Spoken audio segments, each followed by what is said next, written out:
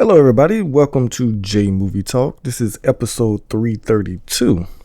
And this week on the episode, I am going to be talking about not one, but two films. One is a movie review.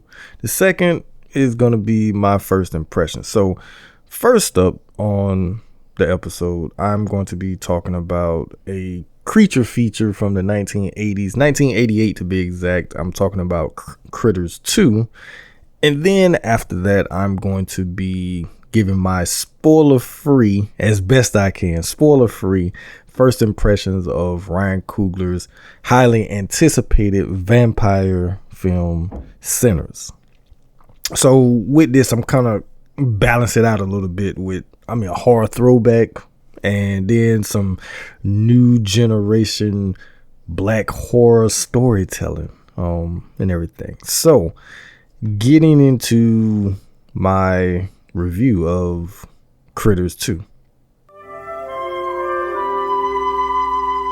Grover's Bend. It's just a speck on the map of the universe. Transform.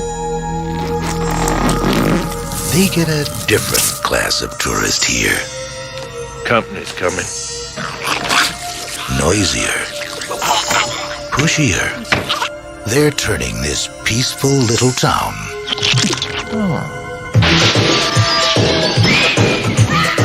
into dinner.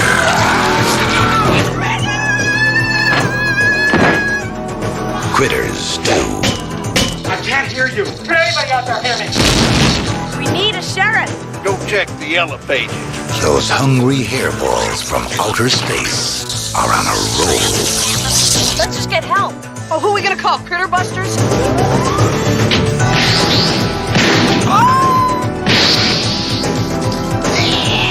These guys are great. And they'll eat anything. We're gonna end up tomorrow's leftovers. There must be hundreds of them. Critters 2, the main course. You got nothing to lose but your life.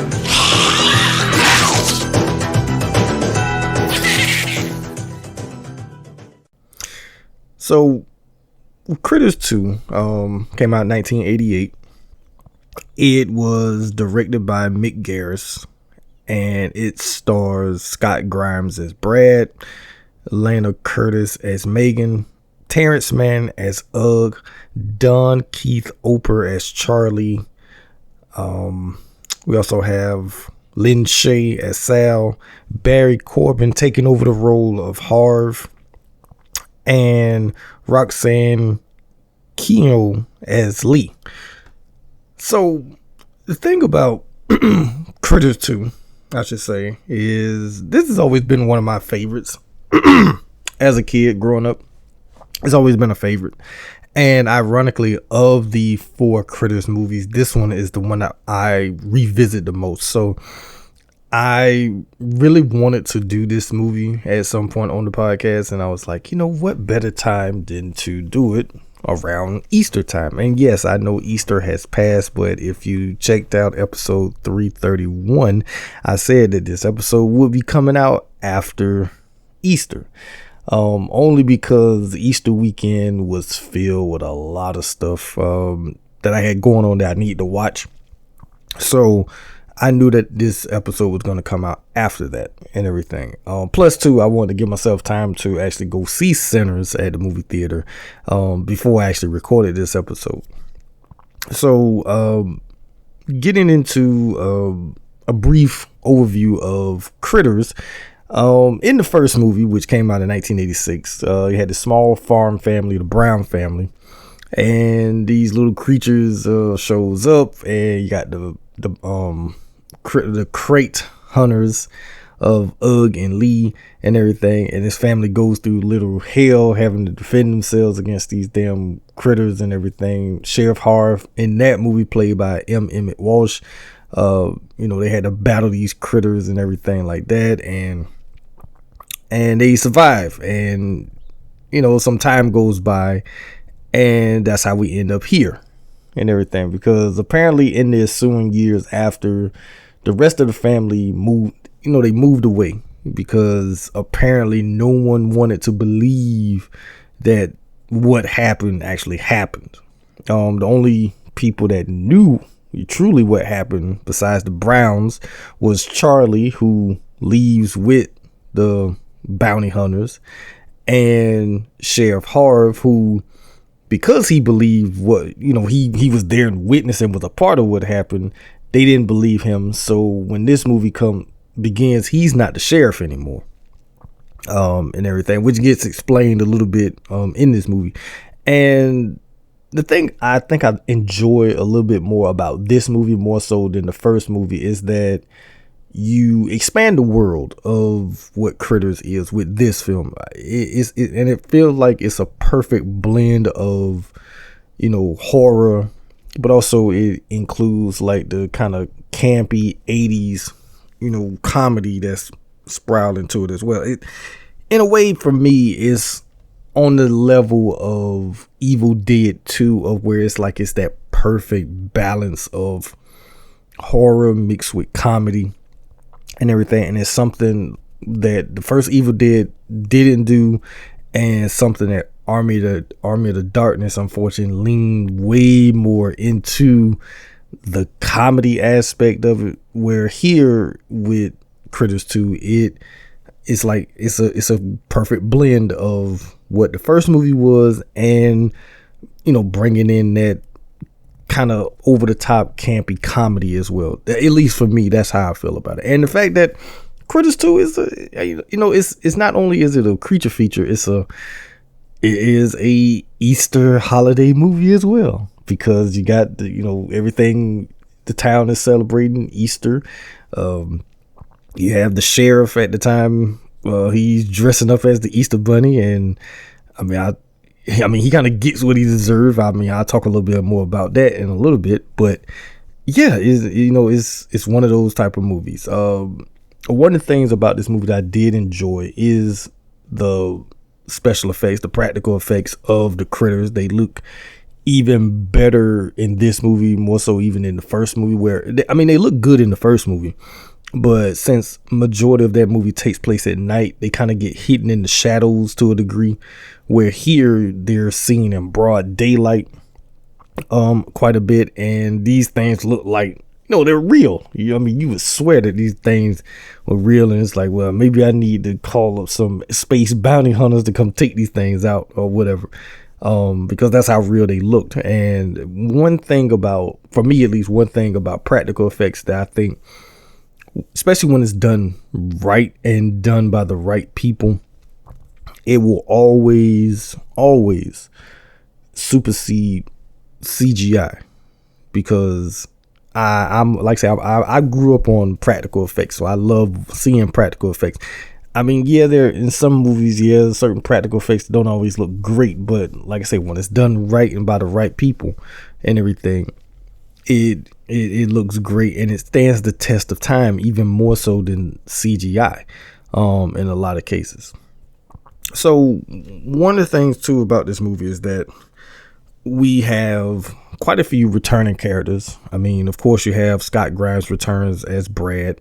He's a little bit older because he was a younger kid, and which is funny, is only 3 years passed, but he grew up. It's like he grew up even more between the movies. You have Terrence Mann coming back as Ugg, and I would just say this about Terrence Mann, and this just is something like, as a little kid, you don't really see things like how you think you do. So for a long time, I always thought that Terrence Mann and Tim Curry was the same person, because they look very similar to each other. And the fact that, at least in my knowledge goes, they never did a movie together playing brothers, and it's like, how did that ever not happen, that you didn't have Terrence Mann and Tim Curry in a movie together playing brothers, doing some wild stuff or whatever together? Because I feel like that was a missed opportunity if that never happened. I haven't looked through either of their filmographies to see if they had never crossed paths, but I don't believe they've ever crossed paths. But like I say, that was an opportunity missed. and everything. So let's say he returns as Ugg. Don Keith Alper returns as Charlie. This time, he's more of a bounty hunter and he's more involved. He's not the town drunk like he was in the first movie, and everything. You also have Barry Corbin. I mean, even though the character of Harv returns, but Barry Corbin takes over the role where Emmett Walsh did not return. And in a way, I actually like Barry Corbin's performance of Harv a little bit better, because it's like he's a little bit more serious, and he kind of calls a lot of stuff on his bullshit. He doesn't take no grief from anybody. He's pissed. He's living in a trailer, and everything. And a funny thing about that, his character in some type of way is similar to Dewey from Scream 5, where he's down bad. He's not the sheriff anymore. He's living, filthy basically. And he just, he pretty much has let himself go in a way, but through circumstance, he kind of returns, and, he returns to glory. Granted, Sheriff Harv doesn't go out the way Dewey went out. Unfortunate. Well, I shouldn't say unfortunate for Harv, but unfortunate for Dewey, and everything. And everything like that. So, like I say, it's cool that you had a few, returning characters from the first movie that helps, expand on the storytelling of this movie. And interesting enough, this movie is the transition from Brad being the main character of the franchise to where Charlie becomes the main character of the franchise. Even though at this point in time, we don't know this, and not until Critters 3 come around, and it's like, well, ain't no Brad no more, but hey, there's Charlie. And then when you get to Critters 4 and you end up in space, there's Charlie, and everything. And like I say, it's just how it continues to build off of things where the first movie started, and this one just expands upon it. And that's what you always want when you're doing a sequel, because we're talking about at a time when sequels were still not a huge thing.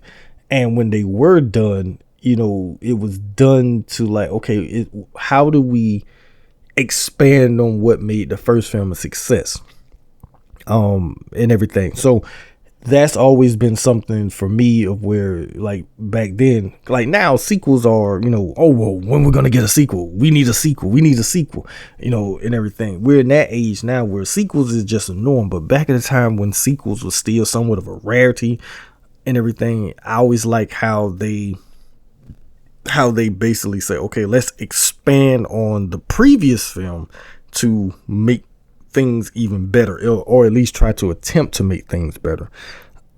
Some of the memorable scenes or moments in this movie, for me personally, I mean, of course, probably the biggest one, well, at least there's like two main ones, and then there's a few other personal favorites of mine. One, of course, is the sheriff, not Harv, but the other sheriff, who is dressing up as the Easter Bunny for the whole Easter scavenger hunt that's going on at the church and everything. He's outside, and he put on the suit, and the zipper part isn't working right, and he's outside, and he's already furious and everything. And he comes across some broken eggs that turn out to be critter eggs. And he's looking down, trying to say, like, what the hell came out of there? And next thing you know, a bunch of critters jump up in his suit and they attack him. And then he go crashing through the window of the church, and he's dead. That one's always a standout moment for me. And then also towards like the end of the movie, when it's the townspeople versus all the critters, and you have the whole giant ball of critters, because they form together and form this massive ball, and they start attacking the townsfolk and everything in the field and everything. Another personal favorite of mine is the scene at the Hungry Heifer. And yes, that is the name of the burger joint. It's Hungry Heifer. And this is where the critters have basically assembled, because they decide to have themselves a little Easter feast inside the Hungry Heifer. And this is after when the bounty hunters, they show up, and it's Ugg and Lee, who is in the form of this beautiful Playboy bunny. and everything, and they go inside and they lock the door and they blow the hell out of these freaking critters.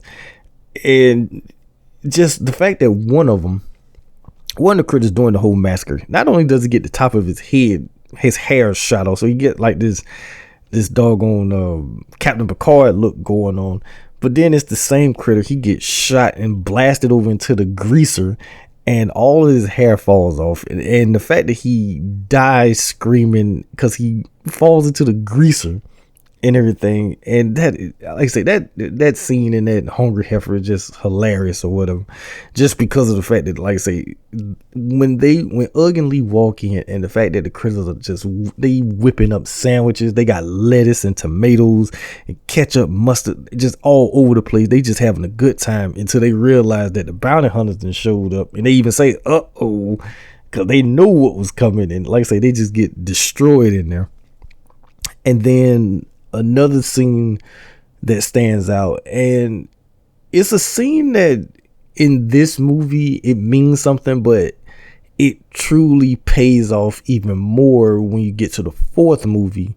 And I kind of feel like this is what makes a certain character go from being a good character to a bad character. And I'm talking about the scene when Lee gets lured down the alley. And a few episodes ago, when I talked about, alleyways and movies being, a death sentence for characters and stuff. Well, Lee is one of those characters who gets lured into this alley thinking that she gonna kill up some Krites in the alley or whatever. And they literally set a trap and they jump out and they attack her. And at first, when they attack you, thinking, okay, well, she's done. But then you hear a whole bunch of, you hear yelling, and then you hear she just shooting and just letting off rounds or whatever. And then when everybody goes down, and the look that's on Ugg's face when he sees that his companion is dead, and he lets out this gut-wrenching scream, and he just like basically default settings like set back in, and he just goes back to a faceless, bounty hunter, which in turn it forces Charlie to step up more. But I feel like that moment breaks Ugg and is the reason why. And if you haven't seen the fourth movie, spoiler alert, Ugg is basically a villain in the fourth movie. But I feel like this moment is what helped leads to that, even though Ugg is not in the third movie. It's helped towards the very, very, I think at the very end, or it's shown at the very beginning, because the third and fourth movie was filmed back to back. So it was almost like they filmed it all at one time and then they split it into two different movies. So I always forget where that scene is with Ugg. I think it's at the very end of the third movie, and then they kind of recap it at the beginning of the fourth. I'm not sure on that again, but Ugg is not really in the third movie at all. So I feel like whatever transpired after he leaves in this movie is like he's broken to a degree, and that's what turns him into a villain, is because the fact that his life companion Ugg is gone and everything. That's like I said, that's those are a few standout moments. There's quite a few other standout moments. When Mr. Quigley gets got in his garage after his dog gets basically eaten by the critters, and then they attack him and everything. That's another moment. Like I said, there's a lot of moments in this movie that I did great, and like I said, a lot of it is over the top and everything. And when it comes to people being attacked, they don't really focus too much on it. Even though you get moments here and there where when people are being attacked and everything, you see them being bitten and stuff like that, but it's nothing to the degree of like just sheer gore. I mean, it's over the top in certain aspects, but it's nothing like, oh my God, I can't look at this. And some of it is even kind of comical, like when Quigley gets his toes bitten off by the critter, because it's like, for one, why are you wearing them Tic Tac shoes? And second, why did you jump up on that stool thinking that these things weren't going to be able to get to your feet? But I mean, he kind of got what he deserves, because early in the movie he was being up to no good anyway, so in a way he kind of got what he deserved. This movie for me if I compare it to like other 80s sequels, I mean, of course you have all the Friday the 13th and the Nightmare on Elm Streets, even the Halloweens sequels that came out around this time and everything. I wouldn't necessarily, I would put it up there with majority of those, but it's definitely worth checking out. Is definitely a fun movie. If you're a fan of the Critters movies, I do highly recommend checking out at least the first two. If you want to continue the whole story, I would say check out the third and the fourth, because the third movie actually features Leonardo DiCaprio in his first movie and everything. And then the fourth movie, you get Brad Dourif and you get a young Angela Bassett in the fourth movie. So like I say, if you someone who enjoy these type of movies, or if you haven't seen any of them, I do recommend checking them out. And like I say, watch them all and everything. They are streaming on, I know they're on Amazon, Tubi, places like that. You can watch them and everything. You just sit back, have some fun with the movies. Because I mean, we have a lot of serious horror movies and stuff like that, but it's always kind of cool to watch movies like this that are serious, but at the same time don't take themselves too seriously, and they are very self-aware.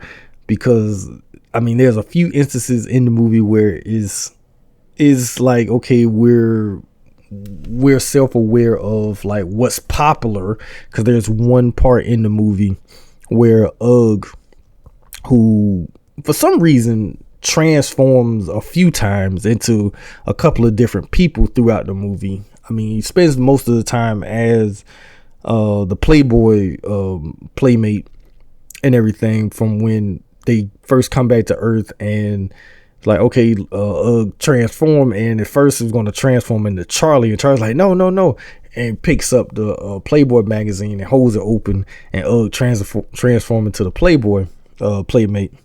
But then he changes into the hungry heifer employee for a little minute, and then it goes back to he's that for a minute, and then he's going to transform once again. And at first you're like, okay, well, who the hell is he transforming into this time? And it's a cardboard cutout of Freddy Krueger. And I always believe, like I said, I don't know this for a fact, but I always believe that if they could have got Robert Englund to show up, to do that, I think they could have. But the fact that they probably like, oh, well, Robert, we can't get Robert, so we're just going to tease it. And then he turns back into the Playboy playmate. And unfortunately, it's the Playboy playmate that gets got in the freaking alley or whatever. And everything like that. But like I say, if you like movies like this and everything, I highly do recommend checking it out.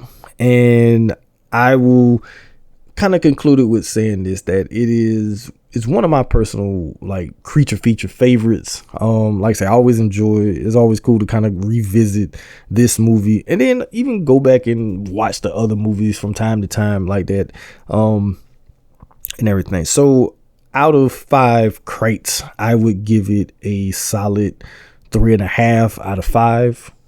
If I had to pick a favorite character, I probably would go with Sheriff Harv, just because he's just a no nonsense type of person, and he doesn't take anything. He don't take no crap from nobody, and he tells it like it is throughout the movie, and everything. And I would ask this question: I mean, is it just a fun throwback movie, or is it another forgotten sequel? I would say it is a fun throwback movie, but I will ask that to you, the listeners. What do you consider it for anyone who has watched the Critters movies? Is it a fun throwback movie, or is it one of those, oh well, it's just a forgotten sequel that no one really cares about type of thing? We just watched the first one and that's it, or whatever. So that is my take on Critters 2. So now I want to get into talking about Ryan Coogler's new film, Sinners.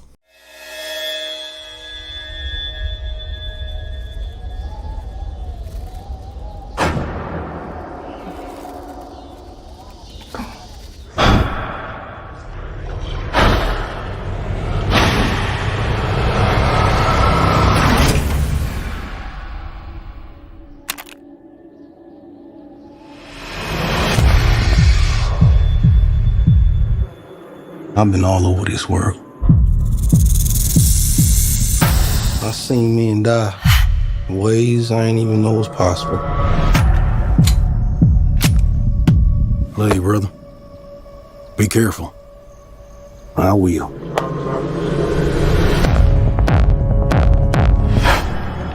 With all the things that I've seen,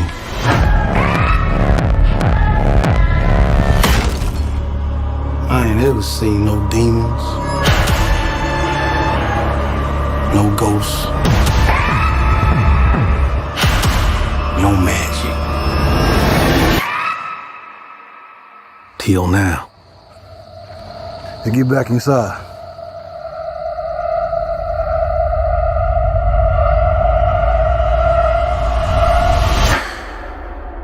Let me in, man. There's some weird shit going on out here. You keep dancing with the devil.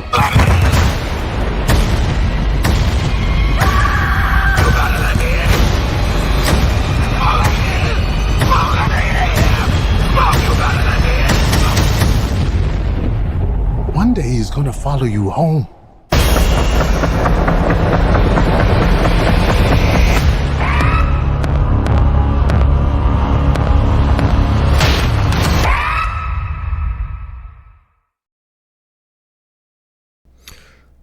So, I'm going to try to do this as best as possible. Like I said, without giving away too much.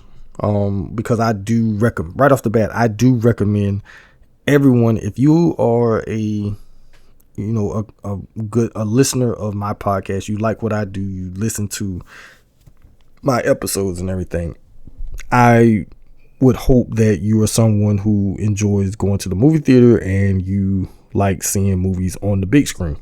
So right off the bat, I'm going to say definitely go see this movie at the movie theater. It is well worth it. This movie is directed by Ryan Coogler, who has done some great films, and ironically, the only movie of his that I have not seen yet is actually his first film, which is Fruitvale Station. But I have seen both Black Panther movies. I've seen Creed, and I have now seen Sinners. And the man is a very good director. I will say that right off the bat. It was written and directed by him, and it stars Michael B. Jordan in dual roles in this movie. You have Haley Steinfeld, you have Miles Canton making his debut, you have Jack O'Connell, you have Delroy Lindo, you have Omar Benson Miller, Jamie Lawson, you have Wemi Masaki as well. I mean, this is a very good cast of characters that are assembled for this movie. I would say that right off the bat. And the fact that you have a vampire story told in the 1930s South in Mississippi, and just the way all of that comes together, first of all, because it's kind of rare to get a story told like this. I mean, yes, you've had plenty of vampire period piece movies, but you rarely get something like this, from how you mix vampires with cultural themes, especially black culture and everything. And I think that's one of the biggest things about this movie is how the themes of the movie are blended all together, and it comes together perfectly for me. And quite a few other people that I know who have seen the movie, they feel the same way. Of like Ryan Coogler and his team, they did a lot of research about the time period and then how to, blend it all together to make it work. And it's a new approach to the genre of vampire, because one thing about vampire stories, you can kind of go any way you want, really, because vampires, I mean, they live for eons, right? So you can always implant them in any time period that you want, but it was very specific to put this story in the Deep South, and you put a lot of black cultural themes into this movie. And the fact that you have vampires, you have, the root, as they call it, or, aka black magic, basically, and everything, how that plays a role in it, and, good versus evil, and, everyone is a sinner, basically. If I had to spotlight any actors in their performances, I mean, everyone is great in the movie, but I feel what Michael B. Jordan does as the twins of Smoke and Stack, which, by the way, I do believe that is a nod to Howlin' Wolf's song Smokestack Lightning. I believe that. I haven't really listened to any interviews because I've done a good job, even before the movie came out. I did a really good job of avoiding, extra stuff regarding the movie. Outside the first teaser trailer and the first trailer, I stayed away from everything. I wanted to go into the movie kind of almost as blind as possible, because I really wanted to experience the movie in real time, opposed to, I know exactly why this scene is happening, or where this is coming to, or where this is leading to. And I feel like we should get back to doing that as movie watchers. You don't have to watch, every little tidbit about a movie when it's first released before you even see the movie, because by the time you see the movie, you won't have that genuine reaction to a lot of things that you see. And I feel like it does a good job of, at least for me, it felt like a good way for me to really go into a movie and experience the movie, as a real movie, not just, this was something I saw on Instagram, or this was something I saw on TikTok, or this was something I saw someone post, or whatever like that, before I actually saw the movie. But as far as, I'm going to go with 3 standouts, and everything. First up is Michael B. Jordan as the characters of Smoke and Stack. What he does in those dual roles, I think, needs to be, celebrated and lauded, because one thing about Michael B. Jordan has always been a very good actor, but it feels like he's entering that phase of his career where it's like, okay, now I'm really gonna cook. And he definitely does that playing the characters of Smoke and Stack, because even though these are twins and everything, but they have their own character motivations and they have their own personalities. And the fact that the only way you really could tell the two at first, of course, one wears like the burgundy red, the other one wears the blue. But even with that, you still get their unique individualities, even though they're twins, but they have their own quirks, they have their own ticks in a way, and their relationships with people are very much different from each other.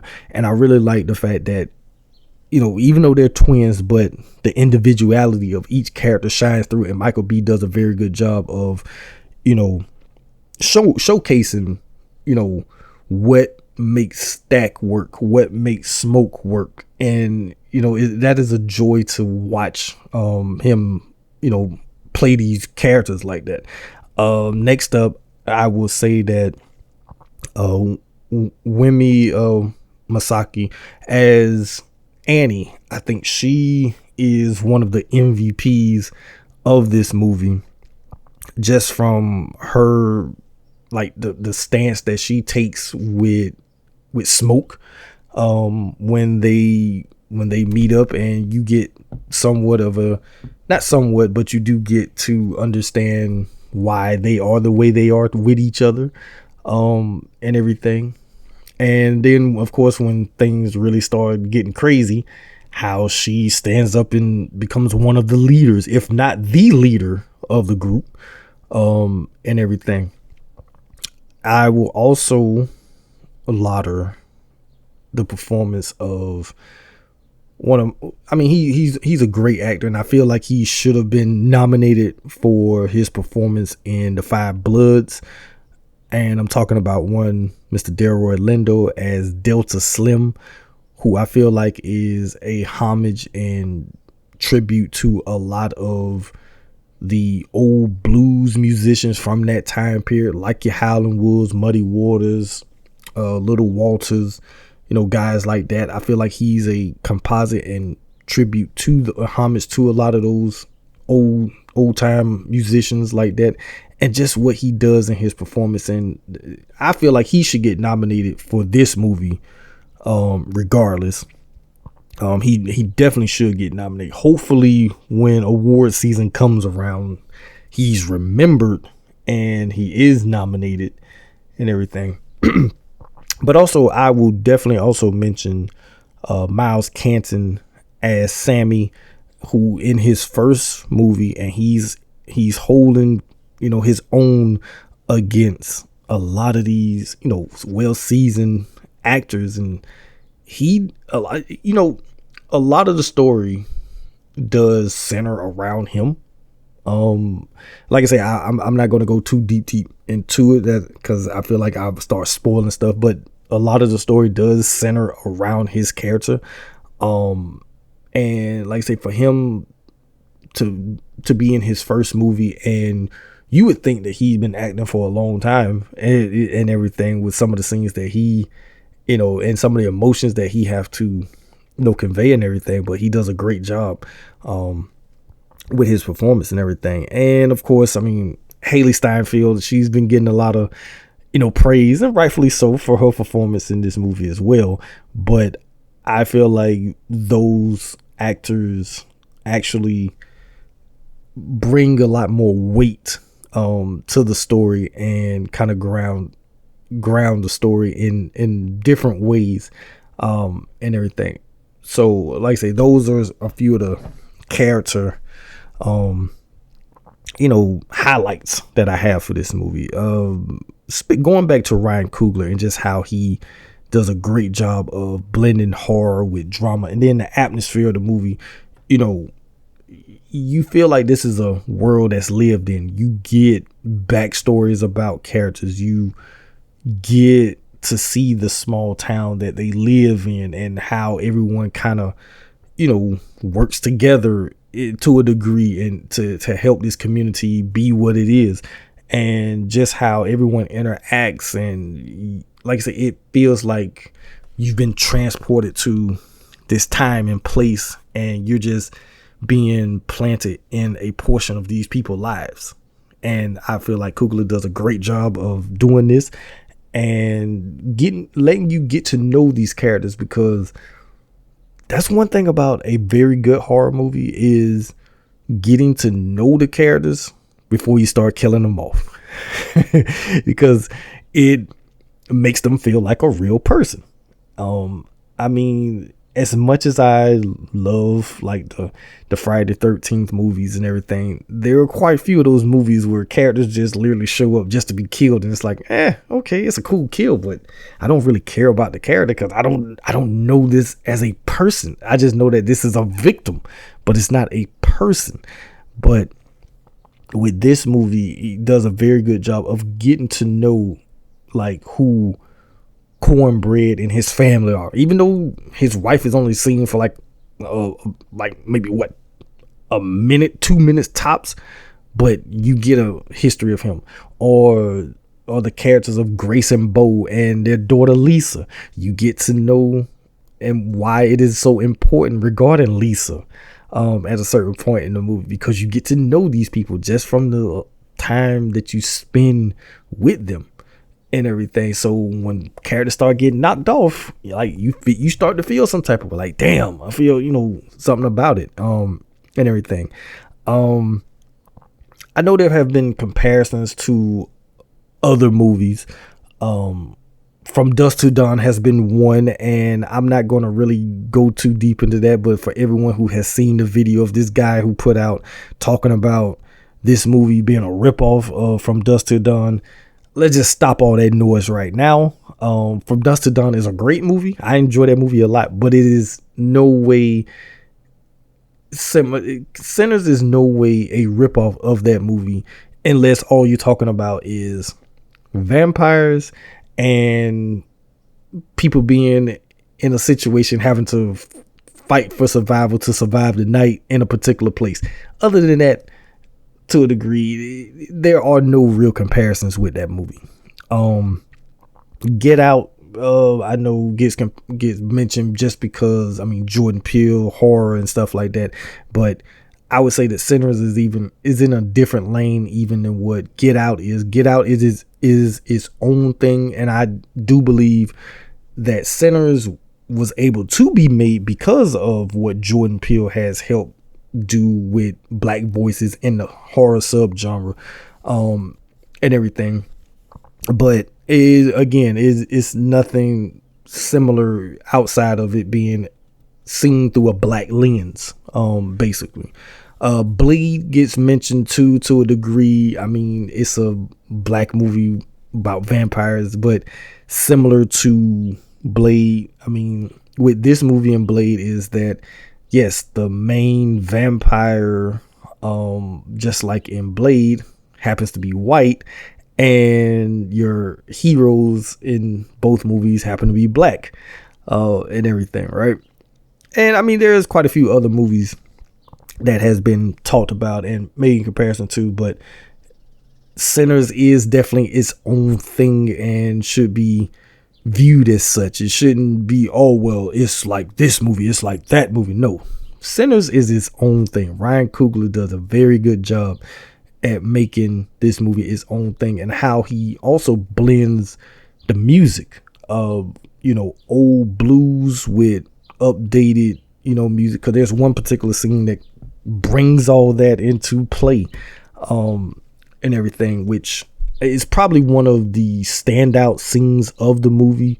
And there is a message in there about the blues and how it transcends time, and how no matter what, even the music that you listen to right now, even though it can be, you know, the drill rap and all that type of stuff, those bass lines and everything in there, it all goes back to the blues in some way, form, or fashion. And I just like how that scene plays out, and even it kind of alludes to a scene later in the movie, but like I said, that is a spoiler, so I'm not even going to talk about that scene and everything.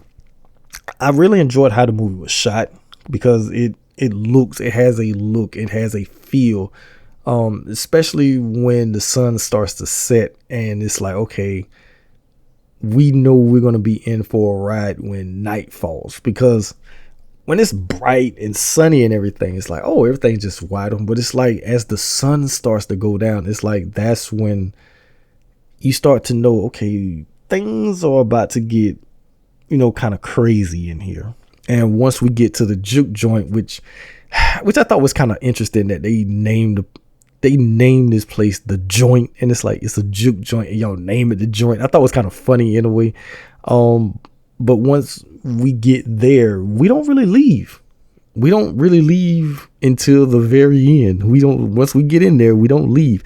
So I feel like that's what kind of makes it a little claustrophobic in a way, because I mean, it is a club. You got all these people there, and all this stuff is going on inside and outside. And it builds up until finally, yeah, you know, the madness ensues and how we do. And just everyone has their own distinctive looks too. Because like I said, even though they're twins, Smoke and Stack, but they have their own distinctive looks. Sammy has his own distinctive look. Mary, played by Haley Steinfeld, she has her own look. Delta Slim has his own unique style and look. Pearline, played by Jamie Lawson, has her own look. Everyone has their own unique looks, and that's one thing I enjoyed about it. Hell, even Cornbread with them damn overalls, I mean, he had his own look, right?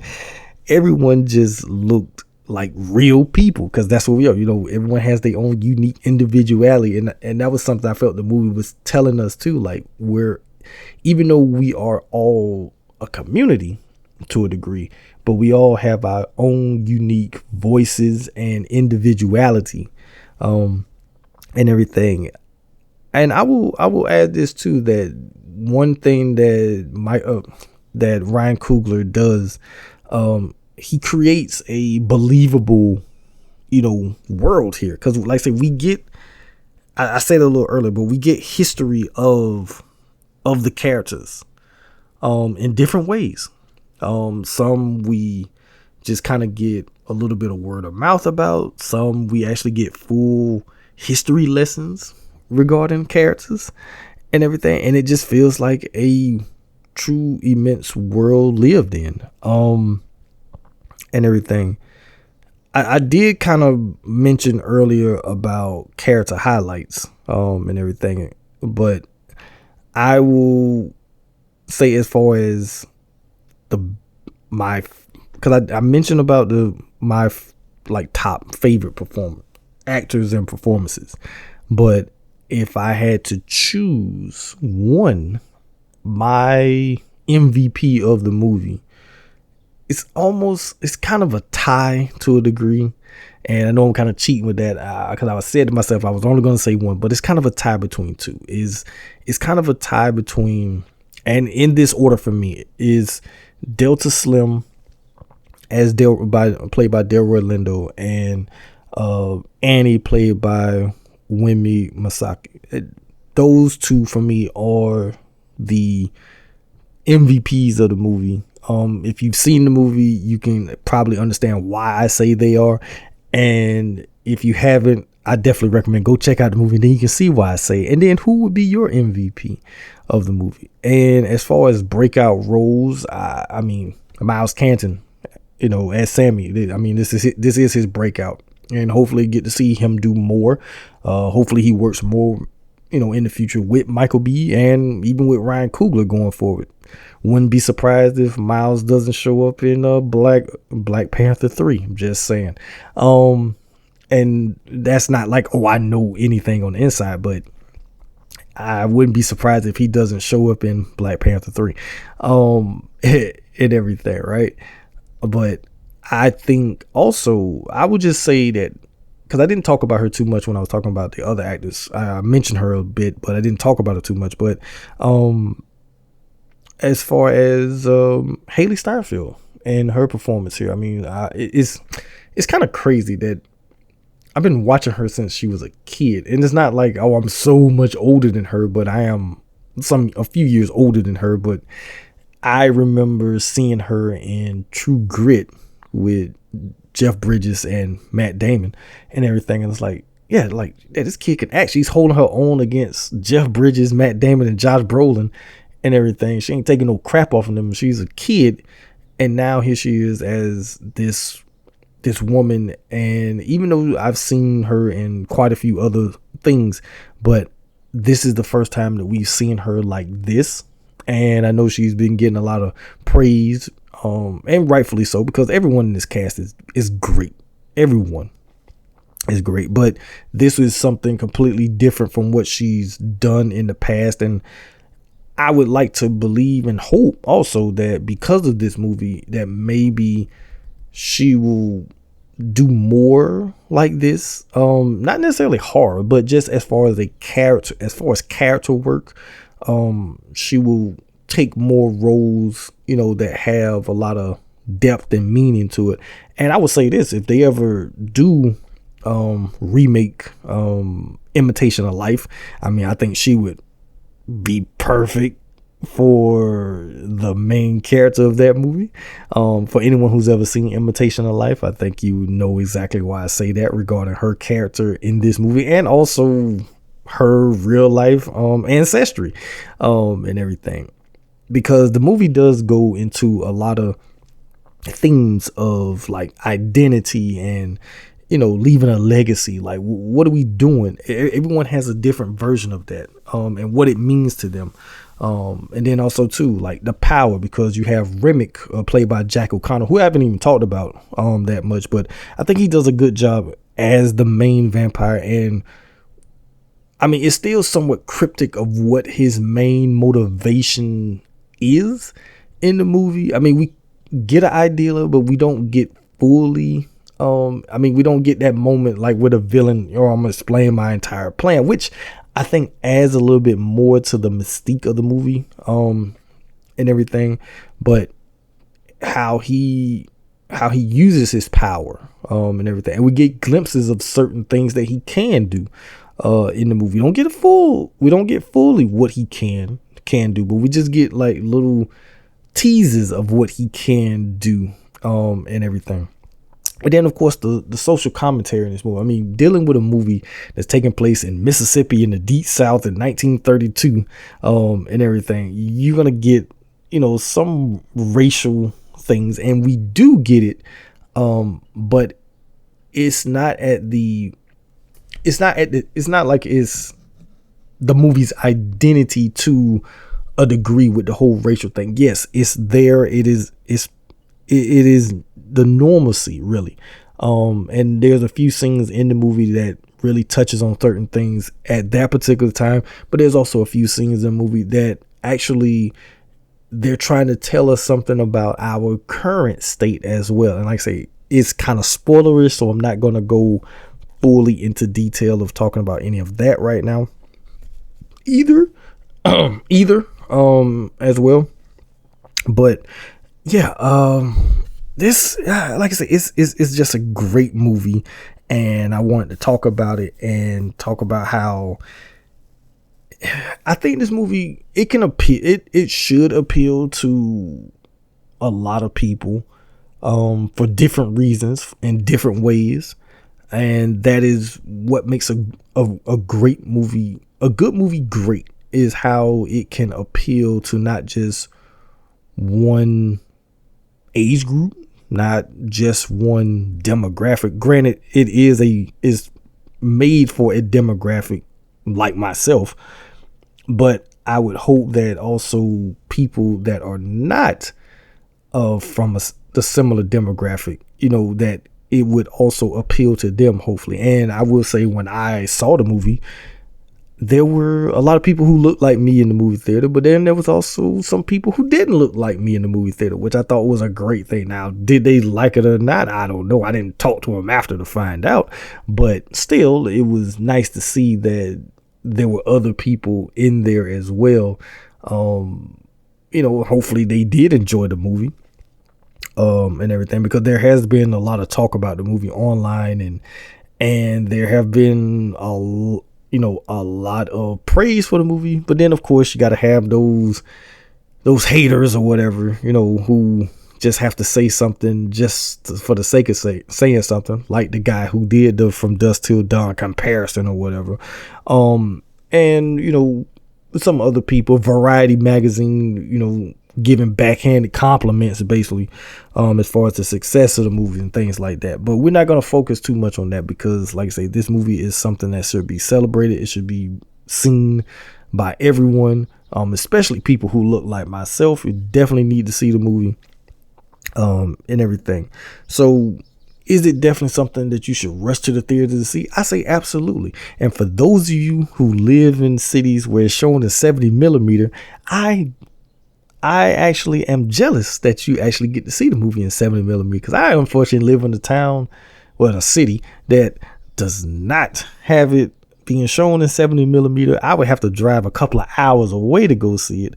And I'm just hoping that when the movie does come out to buy, because this is definitely a physical copy purchase that I will be making, I just hope that it is a 70 millimeter version of the movie that's released, because I would love to see what it looks like in 70 millimeter, and everything, because there are a lot of cool shots and just how things are filmed in the movie that I think in 70 millimeter will make it even stand out even more, and everything. I would also say that this movie is something that I feel like could be a turning point for the vampire movie. It wouldn't be surprised if we don't get to see similar movies coming out after this that's somewhat in similar vein, not done exactly, but when there's a successful movie in any genre, you do get other movies to come out after that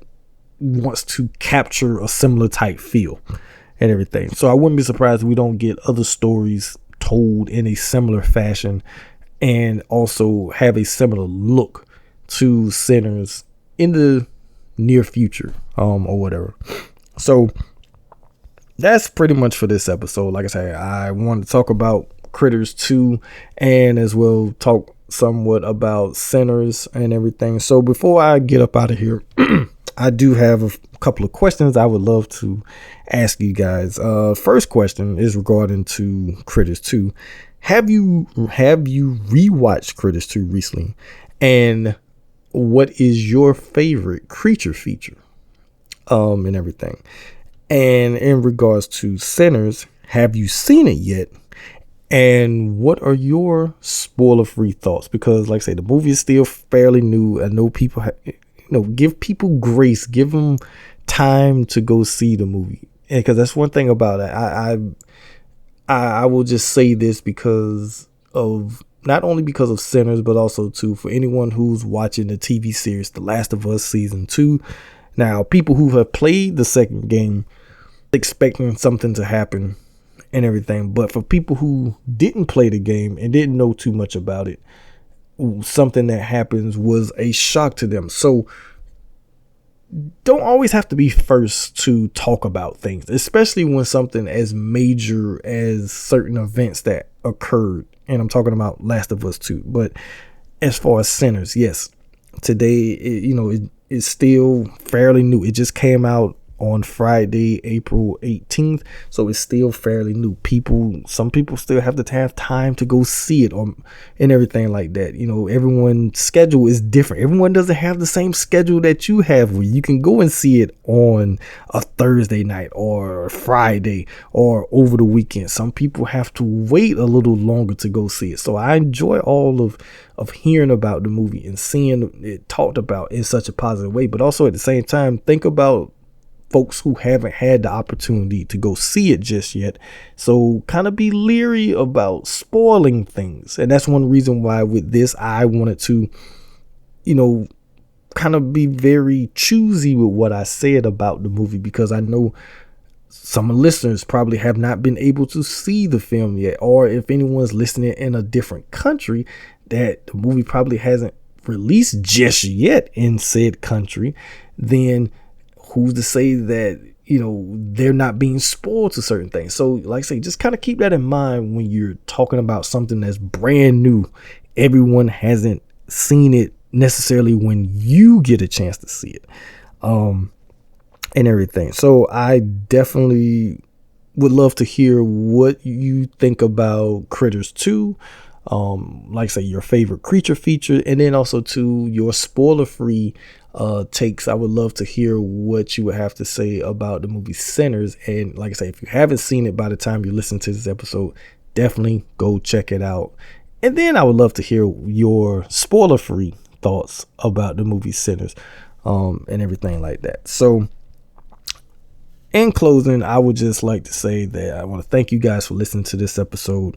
I enjoy doing these episodes, and like I say, definitely check me out across all social media platforms, wherever you listen to your favorite podcast. Just type in TV Zone Podcast Network, and you can listen to all the Movie Talk episodes, and also on the YouTube now. J Movie Talk is on YouTube, so if you want to follow me over on YouTube, you can listen to the full episodes there, and then also posting like little shorts and everything from the episodes like that. Do that on YouTube as well as the TikTok, J Movie Talk over on TikTok as well.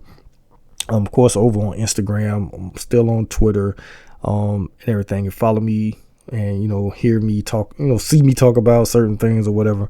Some of it is related to the podcast. Some of it I just randomly throw out like little movies and things like that where I just, I recommend certain stuff like that if you want to follow and everything. So again, thank you guys for listening. I will be back for episode 333. Not sure exactly just yet what I want to do. Don't know if I want to review a movie or if I want to talk about some things again. So when I know that, I will definitely let you guys know. So until next time, peace.